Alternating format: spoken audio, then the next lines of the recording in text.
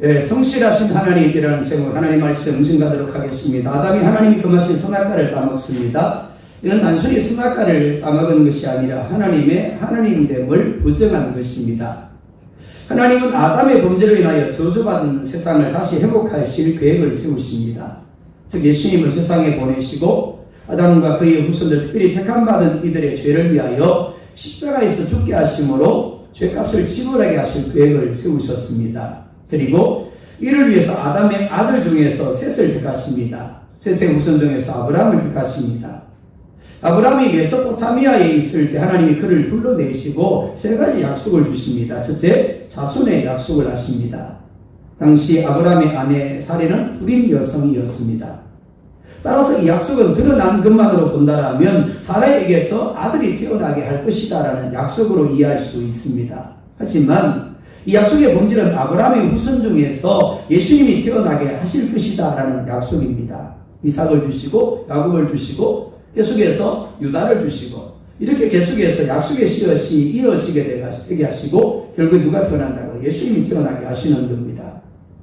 둘째, 가나안을 너와 네 자손에게 주시겠다라는 약속입니다. 역시 드러난 것은 가나안 땅에 대한 약속입니다.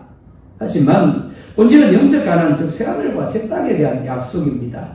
아브라함을 따라서 믿음 안에 거하게 될 이들에게 하나님이 하늘나라의 기업을 주시겠다라고 말씀하는 겁니다. 셋째, 네가 복이 되겠다라고 하십니다. 이 또한 드러난 것은 아브라함에 대한 것입니다. 하지만 본질은 예수님에 대한 약속입니다. 이 약속대로 예수님이 오십니다. 그리고 십자가에서 죽었으며 3일 만에 부활하시고 승천하셨습니다. 특별히 성경은 예수님의 성천을 신부를 위하여 신랑이 처소를 예비하러 간 것으로 말씀하고 있습니다. 즉 처소가 온전히 예비되면 예수님이 다시 오시고 그때 택한 백성들을 영원한 새하늘과 새 땅으로 인도하여 영원히 함께하게 할 것이다 라는 겁니다. 출애굽기의 중요성이 여기 있습니다. 사실 예수님이 처소를 예비하신다거나 다시 오셔서 자기 백성들을 영원한 새하늘과 새 땅으로 들어가게 하실 것이다 라는 말씀, 어찌 보면 참 막연한 것이 사실입니다. 하지만 출애굽기는 하나님의 그 약속이 어떻게 이루어지는가를 우리 가운데 실제적으로 보여주는 말씀이라고 할 수 있습니다. 하나님이 아브라함에게 가나안을 너와 네 자손에게 주시겠다라고 하십니다. 어떻게 해요? 하나님이 이렇게 말씀하시죠. 지금은 아니다라고 하십니다. 언제요? 400년 후에요. 400년 후에 그렇게 될 것이다라고 말씀을 합니다. 한번 물어볼까요? 400년 후에 아브라함이 살아있을까요? 이삭이 살아있을까요? 야곱이 살아있을까요? 아니요. 다 죽었습니다. 아브라함이 약속을 받긴 받았지만 400년에 아브라함의 약속이 하나님이 아브라함에게 주신 약속이 이루어질지 안 이루어질지 어떻게 알 수 있는데요? 이미 죽고 없는데. 자, 한번 물어볼까요? 그럼 천국 갈까요? 자신이 없으시네. 네, 지금 비몽 상황이신가요? 너무 더워가지고. 무슨 질문을 하는지도 모르시겠어요? 네, 눈은 뜨고 있는데 혹시 자고 있는 거 아닙니까? 네, 정말 보수는 그렇다고 하더라고요. 눈을 뜨고 있는 거예요. 눈을 뜨고 잘 듣고 있는 것 같은데 실제로는 자고 있는. 자, 그럼 천국 있을까요? 아멘. 그럼 천국 갈까요? 아멘. 여러분 죽어버리면 끝인데 어떻게 알 수 있어요?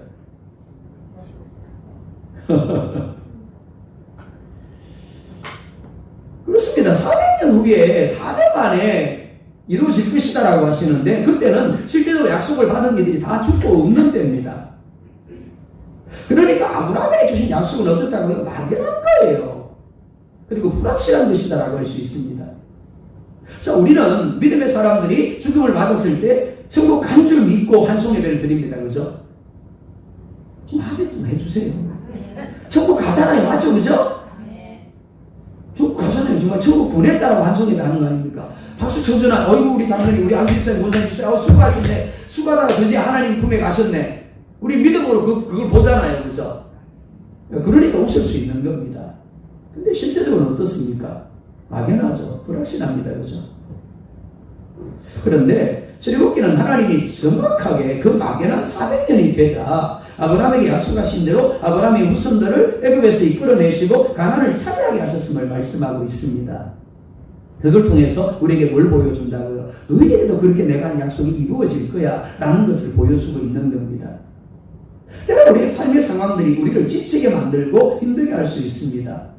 정말 천국이 있는 걸까? 정말 하나님 나와 함께하는 건 맞는 걸까? 하나님 정말 말씀하신 대로 내 삶 가운데 행하는 건 맞는 걸까? 그런 의심이 들 때가 있어요. 너무 지쳐가지고. 그죠? 저도 오케이라도 보면 그럴 때 있거든요. 그냥 다 던져버리고 제 아내가 막 뭐라 그래요. 저한테 그러면 아니 목사님 그런 생각하면 어떡해요 하는데 저도 인간인지라 그럴 때 있어요. 예, 뭐 동기 목사 만나거나 아니면 후배 목사들 만나서 이야기 나눠보다 보면 너무 힘드니까 뭐 저만 그런 생각을 하는 게 아니더라고요. 자유하고 싶은 마음들이 드는 거죠. 근데 분명한 사실은 출애굽기처럼 하나님이 우리와 함께하고 계시면 우리로 하여금 영원한 새하늘과 새 땅에 들어갈 수 있도록 우리가 인정하든 인정하지 아니하든 지금 우리의 삶에 현재 우리의 삶에 역사하고 계신다라는 겁니다. 자, 먼저 5절에 이렇게 말씀을 합니다. 함께 볼까요? 시작. 야곱의 허리에서 나온 사람이 모두 70이요 요셉은 애굽에 있었더라. 1절에서 5절까지는 이미 우리가 살펴본 창세기 마지막에 대한 말씀입니다. 요셉이 형들에 의해 팔려서 노예가 되어 애굽에 있는 보디발의 집으로 이끌려 내려갑니다. 드러난 것은 형들의 시기 때문이죠. 형들이 왜 시기했습니까? 첫째, 아버지 야곱이 요셉만 유독 사랑했기 때문입니다. 그래서 요셉에게만 채색옷을 지어 입혔습니다. 특별하게 대우를 했습니다. 둘째, 요셉이 형들의 잘못을 아버지에게 고자질했기 때문입니다. 아빠 있잖아요. 저 형들이요 오늘도 농땡이 치고 일도 잘 안 하고 뒹굴며 놀았어요. 맨날 요셉 때문에 혼나는 거죠. 세 번째, 형들과 부모를 상징하는 해와 달과 별들 그리고 곡식단이 자기 자신에게 전하는 꿈을 꿉니다. 그걸 그냥 혼자 품고 있으면 되잖아. 누가 봐도 상식적으로 그런 이야기를 형들에게 하면 형들이 기분 나쁘다 안 나쁘다? 나쁘잖아요. 나쁘잖아요. 근데 이야기 한단 말이에요. 이 미움을 낳는 거죠. 그죠? 하지만 이는 드러난 이유에 불과합니다. 자, 창세기 45장 5절 시작. 당신이 나를 이곳에 팔았다고 해서 근심하지 마소서, 한탄하지 마소서.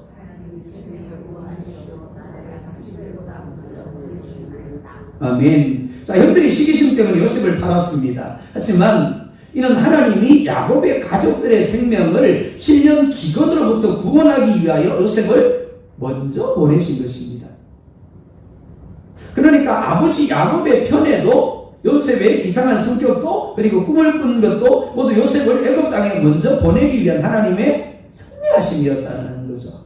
그러니까 여러분들 자녀 보고 쉽게 판단하지 마세요. 너가 뭐가 되냐고 그 모양 못 그러냐고 도대체 누구를 닮아서 그러냐고 그러지 마세요. 하나님이 그런 우리 아이들도 쓰실까요? 안 쓰실까요? 쓰세요. 다윗이 어땠다고요? 하나님, 자기 아버지가 볼 때도 존재감이 없는 그런 존재였어요. 근데 그런 위대한 왕으로 쓰시잖아요. 요셉도 마찬가지입니다. 좀 이해심도 많고, 배려심도 많고, 마음 좀 넓은 그런 아이였으면 얼마나 좋겠어요. 아니, 아버지 편애를 받다 보니까 자기만 아는 거야. 그러다 보니까 형들의 삐뚤어진 모습 보고는 그만 쫄아 달려가서 아빠 그러고 일러 바치고 혼나게 만들고 그런 요셉을 아버지가 하나님이 쓰시더라라는 거죠. 그렇기 때문에 여러분의 자녀들의 삐뚤어진 모습을 보면서도 쉬이 단정하지 못해 이 쟤는 난데 그러지 마세요. 제가 언젠가 그랬죠. 우리나라 부모들이 내뱉던 말만 하나님이 들으신다 그러면 우리 아이들은 다 망해야 된다고. 만날 입만 열면 뭐라 그랬다고요? 저주 아닌 저주를 했어요. 저도 자라면서 그런 말들을 참 많이 들었거든요. 초등학교 국민학교죠. 국민학교 가는데 돈을 내야 되잖아요. 돈 안 냈어요? 저만 돈 냈던가요? 돈 내야 되잖아요. 무슨 돈 냈어요? 그걸 잘 하시네. 돈 내야 되는데 돈이 있어야지 뭘. 시골에 가난하게 사는데. 근데 만날 돈을 안 낸 애들은 남기는 거야, 선생님이. 남겨가지고는 꼭 그래. 언제까지 바꿀래? 부모한테 가서 약속 받아오라고. 그 어쩔 수 없이 엄마 아버지한테 가서 이야기한단 말이에요. 그럼 언제까지 준대? 근데 그날 줄까요? 안 줄까요? 안 줘요. 안 주니까 학교 가기 싫은데 오늘 또 가면 선생님한테 혼나는데 동네에 떠나가라 무는 거죠. 학교 안 간다고. 그럼 엄마 아빠가 화나서 뭐라 그래요? 에이 빌어먹는 자식. 뭐 한다고요? 빌어먹는데요. 빌어먹는 사람이 있는데요. 그렇지. 우리 부모님들은 왜 그랬나 모르겠어요. 그러니까 그런 말만 하나님이 들으시고 우리에게 적용했다라면 제가 여기 없겠죠, 그죠? 근데 참 다행인 게 뭐라고 그랬어요? 우리 국민학교 입학할 때 꼭 이 가슴에 뭘 달았어요? 손수건. 손수건 왜 달았을까요? 코 닦으라고. 맞아요. 우리 엄마 아버지가 그리고 선생님이 코 주르륵 그런 걸 보면서 또 그때는 맑은 콧물도 아니에요. 얼마나 더러운 콧물입니까? 콧물이 쭉 그러면 손수건 해가지고 뭐 하라고 그래요? 뭐라 그런다고요? 안 해보셨구나. 다들 부자로 사셨구나. 자, 흥해 그럽니다. 따라해보세요. 뭐게? 흥해. 그죠? 흥해 그럽니다. 믿음으로 선포하는 거죠. 언젠가 빌어보는 놈을 다시 그래놓고는 맨날 소송 갖다 대고는 이놈은 흥할 놈이야. 흥해 그러는 겁니다. 그러니까 그렇게 여러분들 자녀를 보면서 고백하시기 바랍니다. 자, 보세요. 하나님이 그렇게 승리하심으로 말미암아 발려지게 한 겁니다. 자, 그런데 살기 위해서 야곱의 가족들이 애굽에 내려가야 되잖아요. 근데 왜 애굽에 내려가야 되는데요? 아니 가나안 땅에 대풍년이 들게 하시면 되잖아요. 그럼 되지 않나요? 가나안 땅에 7년 대풍년이 들고 거기서 준비해가지고 거기서 7년 흉년 맞으면 안 되나요? 굳이 애굽 땅이어야 하나요? 예, 애굽 땅이어야 합니다. 왜요? 첫 번째, 가나안 족속의 죄가 아직 차지 않았기 때문입니다. 그러니까 그 땅은 400년이 지나기까지는 이스라엘 백성들에게 줄 수가 없는 땅이에요. 그러니까 그 땅에서는 큰 민족을 이루면 안 되는 겁니다. 큰 민족을 이루면 어떨까요? 블레셋 족속에게 공격을 당하겠죠. 그러니까 그 땅에 있으면 안 되는 거죠. 무엇보다 가나안 땅과 애굽 땅을 비교하면 애굽 땅은 정말 기름진 땅입니다. 풍년을 주셔도 그냥 풍년이 아니에요. 엄청난 풍년을 주실 수 있는 땅입니다. 그러니까 7년 흉년에서도 견딜 수가 있었던 거예요. 가나안 같았으면 큰일 나는 겁니다. 죽는 거죠. 그래서 애굽 땅입니다. 자, 그런데 그 애굽 땅은 야곱의 가족들이 계속해서 머물 땅이 아니었습니다. 그죠? 창세기 15장 13절 볼까요? 시작. 여호와께서 아브라함에게 이르시되 너는 반드시 알라. 내 자손이 이방에서 객이 되어 그들을 섬기겠고 그들은 400년 동안 내 자손을 괴롭히리니. 아멘. 뭐가 된다고요? 네 자손이 이방에서 객이 되어야 한대. 그게 하나님의 뜻이라는 겁니다. 가나안이 아니에요. 애굽 땅을 하나님 구별하신 겁니다. 그리고 몇 년 동안? 400년 동안 그 땅에서 머물러야 한대. 그리고 뭘 당해야 된다고요? 괴롭힘을 당해야 된대요. 그게 하나님의 섭리라는 겁니다. 이해가 되세요? 자, 오늘 우리 김정인 목사님 짧게 은혜롭게 기도를 잘 하셨는데 우리 권사님이 기도를 합니다. 아들을 위해서 기도하는데 하나님 우리 아이들이요 괴로움을 당하게 해주세요. 그렇게 기도할까요? 그럼 이상한 부모죠. 그런 부모는 하나도 없습니다. 분명히 부모는 하나님을 향해 하나님 우리 아이들이 잘 되게 해주시고 건강하게 하시고 평안하게 하시고 이런 기도 하겠죠. 그죠? 근데 하나님이 답을 주시는 거예요. 네 아들은 그 땅에서 400년 동안 괴롭힘을 당해야 될 것이고. 그럼 어때요? 말이 안 되는 거죠. 근데 그게 하나님의 뜻이라는 겁니다. 왜 그런가 한번 보자고요. 자, 창세기 15장 16절 봅니다. 시작. 내 자손은 4대 만에 이 땅으로 돌아오리니 이는 아모리 족속의 죄악이 아직 가득 차지 아니함이라 하시더니. 아멘. 하나님이 아브라함과 그 자손에게 가나안 땅을 줄 것이라고 하셨지만 하나님이 주인입니다. 그죠? 그러나 주인이라고 해서 하나님이 마음대로 할 수는 없어요. 하나님은 공의의 하나님입니다. 그러니까 하나님이 아무런 이유 없이 그 땅에 잘 살고 있는 가나안 족속을 내어 쫓을 수는 없다라는 거죠. 하나님이 400년 후에 가나안을 아브라함과 자손들에게 주겠다고 하시는 이유가 여기 있습니다. 400년인데 뭐가 찬다고요? 죄가 차는 거예요. 그러니까 이스라엘 통해서 그들을 심판해도 문제가 없는 겁니다. 야곱의 가족들이 애굽으로 내려가야 하는 이유가 바로 여기 있습니다. 기근 때문이 아닙니다. 단지 기근은 하나님이 사용하시는 도구에 불과한 겁니다. 말씀하신 대로 가나안 족속에 죄가 차야 했고 가나안 땅을 차지할 만한 큰 민족이 되어야 했기 때문에 400년 동안은 어쩔 수 없이 애굽에 머물러야 했던 겁니다. 특별히 창세기 46장 3절에 이렇게 말씀을 합니다. 함께 봅니다. 시작. 하나님이 이르시되 나는 하나님이라 내 아버지 하나님이니 애굽으로 내려가기를 두려워하지 말라. 내가 거기서 너로 큰 민족을 이루게 하리라. 아멘. 야곱이 요셉이 살아있다는 소식을 듣고 애굽으로 내려가요. 근데 내려가다가 벌세바에 이르러서 멈춥니다. 왜요? 아차 싶었기 때문입니다.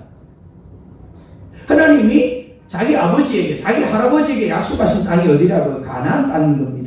그 땅을 떠나면 안 되는 거예요. 근데 자기도 모르게 요셉이 살아있다 그러니까 마차를 보고는 힘이 나가지고 그냥 막 달려가는 거예요. 달려가다가 생각이 난 거죠. 아차, 가면 안 되는데. 두려워서 하나님 앞에 기도하는 거죠. 하나님 뭐라 말씀합니까? 두려워하지 말라고 하십니다. 거기서 너로 큰 민족을 이루게 할 것이다 라고 하십니다. 애굽에 내려간 야곱의 가족은 겨우 70명에 불과했습니다. 근데 400년이 지나고 그들이 출애굽할 때 남자 장정만 60만이에요. 여자 어린아이 그리고 함께한 이방 잡족들까지 포함해서 한 200만 정도였을 것이다라고 이야기를 합니다.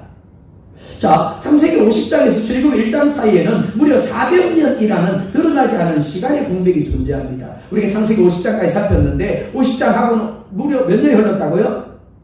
400년 후에 지금 우리는 지금 말씀을 보고 있는 겁니다. 타임머신을 타고 400년 후에 와서 지금 우리가 이 말씀을 읽고 있는 겁니다. 자, 이 400년 동안 어떤 일이 일어났는지 성경은 구체적으로 언급하고 있지 않습니다. 어떻게 보면 하나님이 이스라엘 백성들과 함께하고 계신 것이 맞는지, 하나님이 이스라엘 백성들 중에 일하고 계신 것이 맞는지 별로 드러나지 않는 시간들이라고 할 수 있습니다. 하지만 7절에 이렇게 말씀을 합니다. 볼까요? 시작. 이스라엘 자손은 생육하고 불어나 번성하고 매우 강하여 온 땅에 가득하게 되었더라. 7절은 별로 특별하지 않은 말씀처럼 보입니다. 이것이 하나님의 역사인가 싶습니다. 쉽게 임신을 하고 자녀를 쉽게 낳은 부모들에게 있어서 임신은 별로 어렵지 않은 것처럼 여겨집니다. 하지만 정말 어렵게 임신을 한다거나 각가지 방법을 통해서 임신을 하려고 해도 잘 안 되는 이들에게 임신은 정말 어려운 겁니다. 임신하는 것만큼 부러운 게 없는 거죠. 그것만큼 복인 게 없는 거예요. 그것만큼 기적이 없는 겁니다.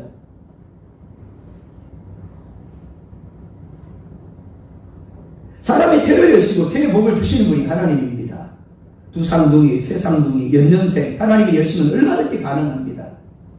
반면 하나님이 닫으시면 아무리 노력하고 애써도 임신이 안 되는 겁니다.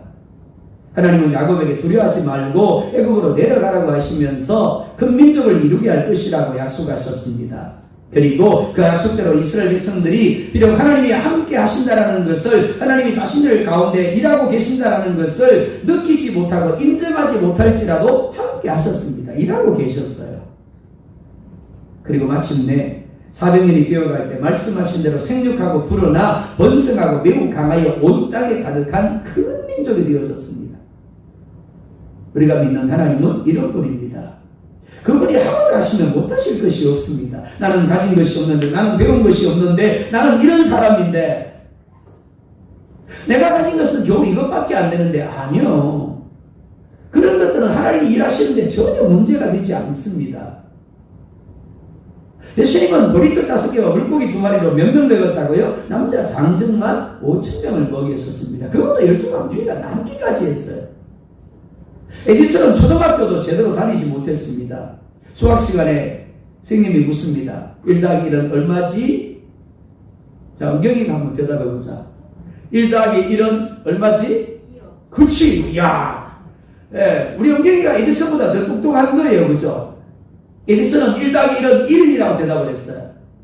아니야, 자 봐, 이렇게 해서 했어. 자, 1+1은 얼마지? 1이요. 선생님이 포기해버립니다. 집에 데려다 주면서 이 아이는 학교에서 절대 못 가르치겠다고. 선생님조차도 포기한 아이입니다. 근데 그 아이가 세계적인 발명가가 될 줄 누가 알았겠습니까? 그가 사고가 나서 청각이 장애가 생겼을 때 다른 사람이 보기에는 분명 불행 아닙니까? 근데 오히려 그게 감사하대요. 그래서 오히려 연구에 집중할 수 있었다는 겁니다. 사랑 여러분, 하나님을 우리 생각 안에 가두어 두면 결코 하나님을 누릴 수가 없습니다. 우리에게는 하나 더하기 하나는 2가 되어야 맞아요. 그죠? 근데 하나님은 뭐라 말씀하세요? 하나 더하기 하나는 이때 뭔가 나와줘야 되는 거예요.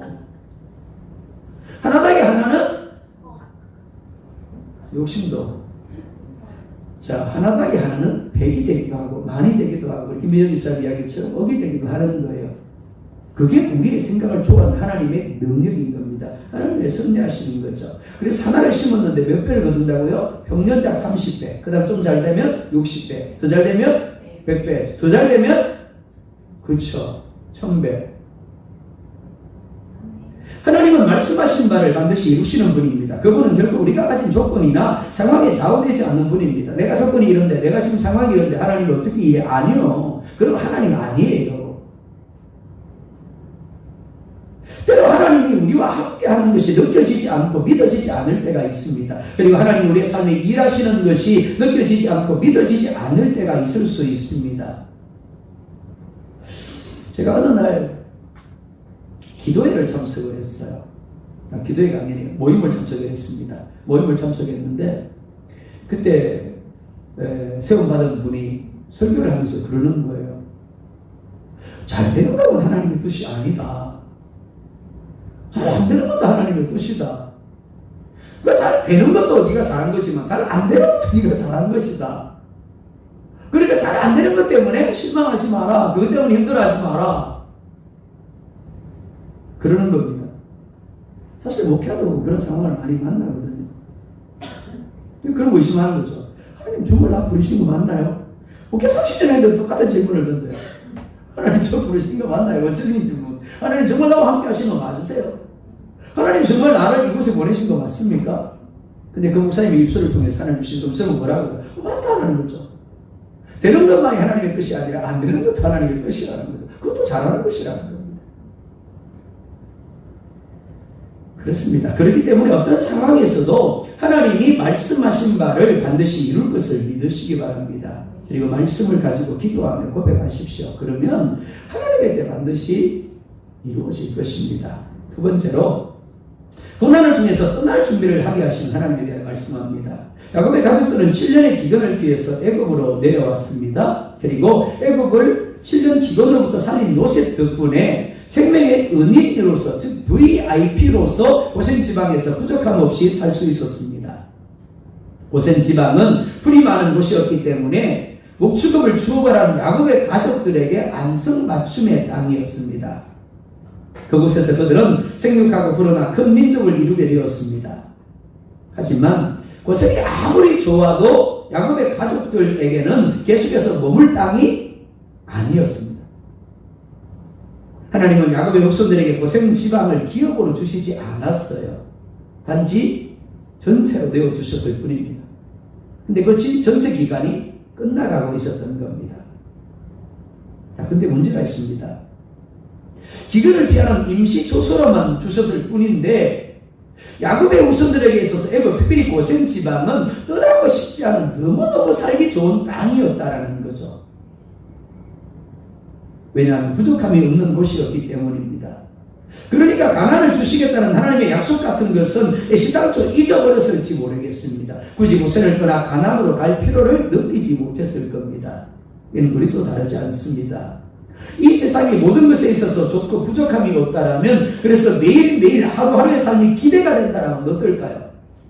행복이 넘쳐나고 즐거움으로 가득한 삶이라면 어떨까요? 그래도 천국 가실래요? 자, 다시 좀 고민이 되시는 모양입니다. 헷갈리시는 것 같아요?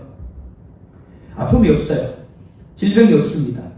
힘든 게 없어요. 매일매일 일어나면 즐거움이 가득하고 행복이 가득하고 기쁨이 가득하고 부족함이 하나도 없어요. 그래도 천국 가실 겁니까? 네. 예, 믿음이 좋다고 제가 인정해 드릴게요.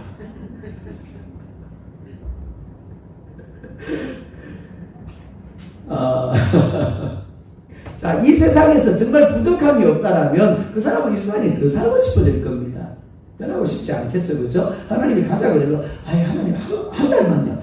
한 달 안 돼. 아니, 그만 한 주만요. 하루만 더 살게 해주세요. 그럴지 모르겠습니다. 근데, 하루로 눈을 뜨는 게 힘들다면 어떨까요? 오늘 눈을 뜨면 힘들 텐데, 오늘 눈을 뜨면 정말 괴로움으로 가득할 텐데, 그렇다고 어떨까요? 하루빨리 이 세상을 떠나서 천국으로 가고 싶을 겁니다. 그죠? 하나님 오늘 성사를 보내서 가자 그러면, 내가 얼마나 기다렸지 마세요. 왜 이제 오세요? 막 그럴 겁니다. 그죠? 6절에 이렇게 말씀을 합니다. 요셉과 그의 모든 형제와 그 시대 사람은 다 죽었고, 이 말씀은 두 가지 의미를 가집니다. 첫째, 요셉이 애굽의 행한 일을 아는 사람들이 다 죽었다라는 의미로 이해할 수 있습니다. 즉 지금까지는 요셉이 7년의 기근 때 애굽을 살린 것 때문에 야곱의 후손들은 VIP 대접을 받을 수 있었습니다. 하지만 요셉이 행한 일을 아는 그 시대의 사람이 다 죽었다라면 이야기가 달라질 수밖에 없는 겁니다. 이들이 뭔데? 이렇게 되는 거죠. 둘째, 이어지는 7절에 이렇게 말씀을 합니다. 시작. 이스라엘 자손은 생육하고 불어나 번성하고 매우 강하여 온 땅에 가득하게 되었더라. 하나님은 아브라함과 야곱의 후손이 큰 민족이 되어 애굽에서 나올 것이다 라고 하셨습니다. 그런데 이미 온 땅에 가득할 정도로 큰 민족이 되었습니다. 그러니까 하나님이 말씀하신 때가 되었어요, 안 되었어요? 된 거죠, 그죠? 된 거예요. 이를 위해서 하나님은 먼저 그 시대의 사람이 다 죽게 하셨습니다. 그리고 8절에 이렇게 말씀을 합니다. 시작. 요셉을 알지 못하는 새 왕이 일어나 애굽을 다스리더니, 요셉을 알지 못하는 새 왕이 일어나 애굽을 다스렸다라고 말씀을 합니다. 애굽 당시 이집트는 중왕국 시대였습니다. 중왕국 시대는 11, 12왕조 시대를 가리킵니다. 그리고 13왕조부터 17왕조까지를 제2중강기라고 합니다. 그리고 신왕국 시대, 즉 18왕조가 등장하게 됩니다. 이거 기억 안 하셔도 돼요. 그냥 그런 게 있다라는 것만 여러분들 아시면 됩니다. 자, 중왕국 시대와 제2중강기 초기 때까지 사람들은 요셉이 어떤 일을 했는지를 기억하는 사람들이었습니다. 그러니까 요셉 가족들을 극진하게 대접했겠죠. 섬겼을 겁니다. 당신은 우리의 은인입니다. 그랬겠죠. 그러니까 편안하게 살 수 있었을 겁니다. 그리고 힉소스 왕조가 등장을 합니다. 이들은 아시아인들, 즉 셈족 사람들로서 이집트를 정복하고 지배하였습니다. 야곱의 후손들 역시 셈족이었기 때문에 같은 셈족으로서 야곱의 후손들에게 호의적으로 대했습니다. 그 다음에 등장하는 것이 신왕국 시대, 즉 이집트 제국을 이룬 18왕조입니다. 18왕조는 8절에서 말씀하는 것처럼 요셉을 알지 못했습니다. 이 말은 두 가지 의미로 이해할 수 있습니다. 문자 그대로 요셉의 행한 일을 알지 못했다는 의미, 또 하나는 요셉의 행한 일을 인정하지 않았다는 의미로 이해할 수 있습니다. 헬라에서 시간을 의미하는 단어가 두 가지가 있다고 했습니다. 하나는 크로노스, 하나는 카이로스라고 했죠. 크로노스는 일반적인 시간을 가리키고 카이로스는 하나님의 시간을 가리킵니다. 18왕조가 일어났을 때 첫째, 요셉과 그의 형제들과 그 시대 사람들이 모두 죽은 때였습니다. 둘째, 이스라엘 자손이 생육하고 번성하여 온 땅에 가득하게 될 때였습니다. 그러자 마치 준비하고 있었던 것처럼 힉소스 왕조를 몰아내고 18왕조가 일어난 거예요. 그리고 그들은 요셉을 알지 못하는 이들이었습니다. 요셉을 알지 못하는 왕이 이스라엘 자손들에게 나타낸 반응이 무엇입니까? 9절 10절 볼까요? 시작. 그가 그 백성에게 이르되 이 백성 이스라엘 자손이 우리보다 많고 강하도다. 자, 우리가 그들에게 대하여 지혜롭게 하자. 두렵건대 그들이 더 많게 되면 전쟁이 일어날 때 우리 대적갚아요 우리와 싸우고 이 땅에서 나갈까 하노라 하고, 이스라엘 자손이 우리보다 많다라고 합니다. 전쟁이 나면 그들이 대적갚아요 우리가 싸우고 이 땅에서 나갈 것이다 라고 합니다. 근데 한번 생각해 볼까요? 이스라엘 자손들이 많은들 전체 애굽인들에 비하면 어땠을까요? 아무것도 아니었을 겁니다. 사실 더욱이 그들은 비무장 상태였습니다. 그리고 그때는 바로를 신처럼 받들던 시대입니다. 그러니까 새 왕이 이렇게 생각하는 것은 말도 안 되는 겁니다. 단지 그가 요셉을 알지 못하는 왕이 없기 때문에 이렇게 생각을 한다는 것 역시 말이 안 됩니다. 누구로 말미암았다고요? 하나님이요. 하나님으로 말미암아 그렇게 생각하게 되어진 거예요. 하나님이 계획하신 바를 이루기 위하여 그러하여금 그렇게 생각하도록 역사하신 겁니다. 바로가 이렇게 생각하고 말하는 이유를 11절에 보면 이렇게 말씀을 합니다. 함께 볼까요? 시작. 감독들을 그들 위에 세우고 그들에게 무거운 짐을 지워 괴롭게 하여 그들에게 바로를 위하여 북괴성 비동과 람셋을 건축하게 하니라. 그렇습니다.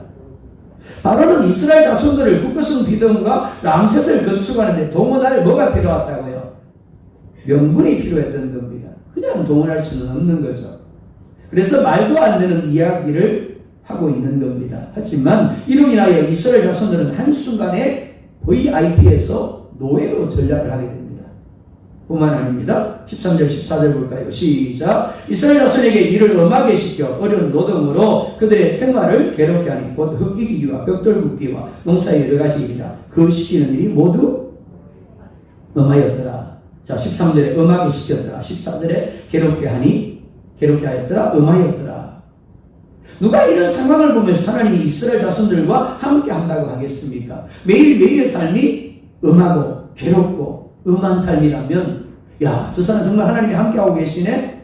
야, 하나님이 축복하시는 삶이네? 하나님이 역사하시는 삶이네? 누가 그럴까요? 그렇게 인정할 수가 없는 거죠. 하지만 이 역시 하나님의 섭리하심입니다. 이런 이스라엘 자손들로 하여금 지상 낙원이라고 여기던 애굽을 떠나서 가나안으로 가게 하기 위한 하나님의 역사하심인 겁니다. 우리에게 왜 질병이 있을까요? 우리에게 왜 고난이 있을까요? 왜 우리 남편이 우리를 속을 시킬까요? 왜 아내가 우리를 속을 시킬까요? 왜 자녀들이 우리를 속을 시킬까요? 천국을 바라보게 하기 위해서요. 이 땅이 천국 같으면 그냥 여기서 눌러 앉아 살려고 할 거니까. 모든 것에 부족함이 없는 애굽의 행복 속에 계속해서 머물게 되면 그들의 스스로는 결국 아무리 모세가 가서 나가자고 여기가 천국인데 어디를 가? 그럴 겁니다. 그래서 12절에 보면 학대를 받을수록 더 번성하여 퍼져나갔다라고 말씀을 합니다. 언제까지요? 애굽을 떠날 때까지요. 애굽을 떠날 때까지 하나님이 이들을 더 번성하게 할 겁니다. 퍼져나가게 할 겁니다. 하나님이 고난과 번성이라는 양면적 역사를 행하심으로 애굽을 떠나게 하는 것과 큰 민족을 이루는 두 가지를 동시에 하고 계시는 겁니다. 우리는 하나님의 뜻과 섭리를 다 이해할 수 없습니다. 하지만 분명한 것이 있습니다. 하나님의 뜻은 우리보다 높으며 옳다라는 겁니다. 하나님은 살아계십니다. 그리고 그 하나님이 오늘도 우리와 함께하고 계십니다. 내가 생각하기에는 고난이라고 고통이라고 여기는 상황조차도 하나님이 나와 함께하고 계시면 나의 삶을 합력하여 선을 이루시기 위한 역사하심인 겁니다. 그렇기 때문에 힘들다, 고통스럽다, 답답하다에 반응하지 마시기 바랍니다. 하나님의 뜻을 찾으시기 바랍니다. 하나님의 일하심을 찾으시기 바랍니다. 그리고 감사하며 다가올 하나님의 은혜를 준비하는 그리고 누리는 여러분이 될 수 있기를 주님의 이름으로 축복합니다.